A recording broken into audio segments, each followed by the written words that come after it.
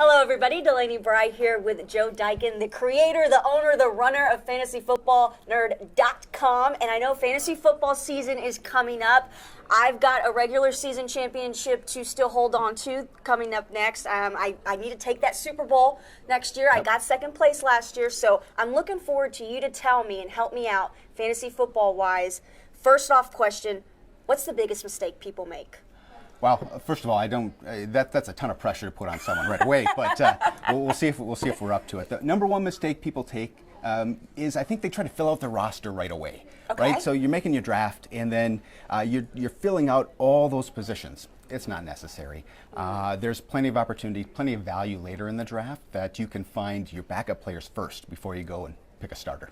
Awesome. So you're telling me that I do it wrong because I do fill out my whole roster. I'm like, this is who I want, this is who I want, this is who I... And then, of course, it never ends up that way because somebody right before you takes them and then you're scrambling. Right. Oh, and okay. Injuries happen every week that's in true, the NFL. yeah. So backing up some of your starters is paramount if you would anticipate being in the Week 16 showdown in your league. Now, the league that we have here at work, we can choose whether we want it to be PPR or non-PPR. Yeah. What's the advantages of either or? So the real difference is the acronym PPR, a point per reception. So a running back or a wide receiver will get an extra point for every catch that they make. So if I'll use an example, two running backs here in the NFC North. Aaron Jones from the Packers, right? Yes. Fantastic running back, breakout candidate for this year. And then Kerryon Johnson, the running back from the Carry Detroit on. Lions, right? Another breakout candidate. So their stats are pretty similar, and in the rankings, they're right next to each other. So in standard scoring, I would take Aaron Jones in a heartbeat, right? But if I'm in a PPR league, I'm probably going to take Kerryon Johnson because he's projected to have roughly 30-ish more catches. He's just more involved in the passing game. Okay. So that's 2 more points every single week that I'm going to get out of my running back position. So Kerryon Johnson valued a little bit more in that format. So if I'm in a PPR league and I'm looking at two running backs that are, like you're saying, Aaron Jones and Kerryon, and they've got similar stats running-wise, then I need to look at who that quarterback is. I need to look at what the offense is and the scheme and say, all right, PPR, Kerryon's going to get more throws and receptions than Aaron Jones. At the end of the day, it's whoever gets the most points, right? It's not who you're rooting for, it's who's going to put up the most points. And in that case, I absolutely want the guy who's going to give me the 2 extra every week. You know, it's funny you say that because I was thinking maybe that was the biggest mistake people make is they pick people who they like and people who are on their team. Not necessarily, though. No, not necessarily. Although, I got to tell you, having a team that you watch, so if you watch the Packers, right, and you want Aaron Rodgers on your team, you may end up paying a little extra to get him on your team, but it is a pretty rewarding experience when you are actually watching the game. And you need just one more touchdown, right? And there's a bomb to Devontae Adams. It's so much more satisfying to win like that. Absolutely. Well, sticking with Aaron Rodgers and that quarterback position, when is the earliest you should take a quarterback? All right, so some of the tips that I have for fantasy drafts, this is probably one of the bigger ones, and that is to wait on quarterbacks. Don't run out and get one. A lot of folks are very high on Patrick Mahomes, okay? And the guy had 50 touchdowns, right? Yes. Statistically, there's a regression coming there. He's not going to throw 50 touchdowns again. But if you follow the advice of Warren Buffett, you know the difference between price and value. Price is what you pay, value is what you get. Patrick Mahomes, you will pay a high price. Aaron Rodgers, you'll pay a high price. But the value is not going to be the same as what you're going to get from Baker Mayfield or a Matt Ryan.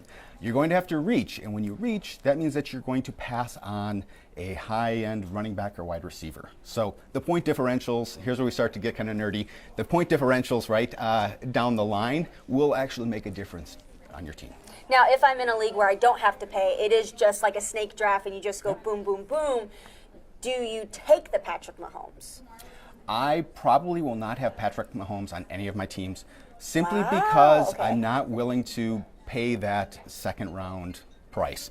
I would pay a 6th round price for one of the other quarterbacks that I mentioned, and I will stock up on the running backs and wide receivers. That will pay off down the road. And once you get into a certain tier of those quarterbacks, the point differential every week is really not very significant. Where if you passed on one of those high-end running backs, that kills you. Yes, the point differential between them and someone in the 6th, 7th, 8th round is significant. Well, we've got So we've been talking, and while you've been giving your tips, we've been mentioning non-PPR, PPR, a draft where you actually have a budget versus just a snake draft where you pick and it's your turn and you take whoever you want, whoever the best available is. There's so many more creations coming out of fantasy football as it gets popular. There's one where now you've got 2 quarterbacks or you've got 2 flex positions. Is that good for fantasy, or is it just making it easier? I feel like it's making it easier the more people you have. It's a good question. I think that we have watched that evolve over time. So the 2 quarterback one is interesting. We call that a super flex league. And Fantasy Football Nerd this will be the 9th year that we've hosted a charity league where yours truly gets to play against some pretty awesome celebrities and some folks from the industry. And it is super flex. It has been for the last 9 years. And let me tell you, that really changes your approach to it. So everything that I told you about Patrick Mahomes, if you're in a super flex league, ignore that. You take him. Now I'm taking him in the 2nd or 3rd round because I'll pair him with another one of those guys, a Baker Mayfield or Matt Ryan, and I am going to help. They will really help me dominate that league. So those changes really change the way that you look at your draft and the way that you value players. So sleepers. Week to week, especially in those bye weeks when you've got to fill a hole, you put somebody on the bench or you just let go of somebody to fill those sleepers. What's the best way to try and be like, this is my guy?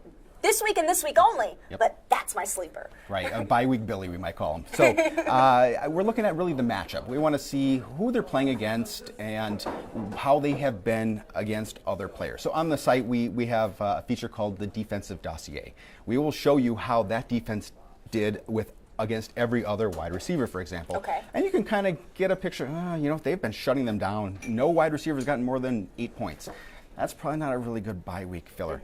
We also have a lineup analyzer tool that will actually go out to your league, scour your waiver wire, bump it up against all of our projections, and we'll tell you, hey, here are 3 guys that you should consider over who you have right now. Awesome. The other thing is watch injuries, right? You get 1 injury, and 1 injury is all it's going to take for a guy like Duke Johnson, who just came over into Houston. So Lamar Miller gets hurt. Duke Johnson's going to step up, and there is a fantastic handcuff that I would be targeting in your drafts. Awesome. Now, do you think there is, I guess, a super sleeper in the sense that not somebody you're just going to pick up week by week, but maybe somebody you get in the 8th, 9th round, and you're like, this is going to be a really top-notch guy for me that no one's expecting to come out this year? So that is the $1 million question, right? Because if you knew that, if you could tell the future, obviously everyone would take him, right? But you look back, like George Kittle last year, nobody was drafting that guy, and he comes out of nowhere, and he is the number 3 tight end coming into this year. Fantastic sleeper. If you're in a deep league, you're looking at one of your last picks, a guy that I'm really high on this year is N'Keal Harry out of New England. We've lost a ton of receivers. He's got Tom Brady throwing to him, right? But Chris Hogan's gone. You've got Cordell Patterson is gone. You've lost Gronk, right? There's no more Gronk. So someone has to spike those footballs. Someone has to spike the football. Why not him? He's a big guy. He's got have you seen him catch it over the shoulder? He's talented. Not the fastest, but he'll be a very good receiver and a good target. So there's a guy that I'm targeting in the 12th, 13th round. Awesome, awesome.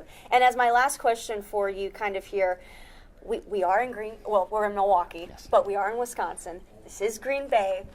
If you had to guess out of all the Packers, so Davante Adams, Aaron Jones, Aaron Rodgers, if there's a rule that says I have to have one of those guys on my team, who do you think at the end of this season will have produced the most fantasy points? I don't think it's even close. I think Davante Adams is my guy. Davante Adams, all right. Other than DeAndre Hopkins, who is the clear number 1 wide receiver, Davante Adams is right there, and he'll be competing to be that top wide receiver at the end of the year. Fantastic pick, and every touchdown you get is an extra reason for you to celebrate.